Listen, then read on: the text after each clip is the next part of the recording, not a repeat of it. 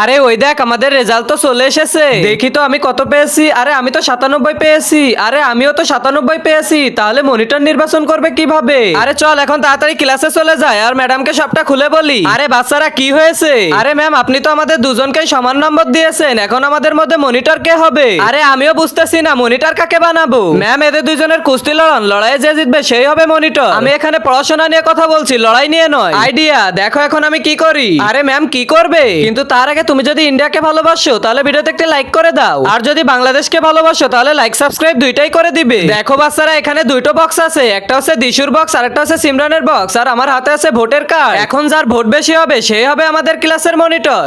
আরে ম্যাম আমি কি ভোট দিতে পারবো? আরে হ্যাঁ তামিম ভাই তুমিও ভোট দিতে পারবে। আরে ম্যাম আমরা সেকশন ডি, আমরাও ভোট দিতে চাই। আরে হ্যাঁ পুরো স্কুল ভোট দিতে পারবে। এখন সবাই একে একে ভোট দেওয়া শুরু করো। আরে ওই দেখ সিমরান সবাই তো আমাকে ভোট দিচ্ছে। আরে ওই দেখ মালি ভাই তো আমাকে ভোট দিয়েছে। আরে সবাই আমাকেই ভোট দিবে না, আমাকেই ভোট দিবে। আরে আমি জিতে যাবো। বাচ্চারা আমি ভোট গুনে ফেলেছি আর দুজনেই সমান ভোট পেয়েছে, 15-15। কিন্তু হ্যাঁ আমি এখনো ভোট দেইনি। তাহলে ভোটটা ম্যাম আমার বক্সে দিয়ে দিন। আরে না ম্যাম আমার বক্সে দিয়ে দিন। এখন তোমরাই কমেন্টে জানিয়ে দাও আমার ভোটটা কাকে দিব।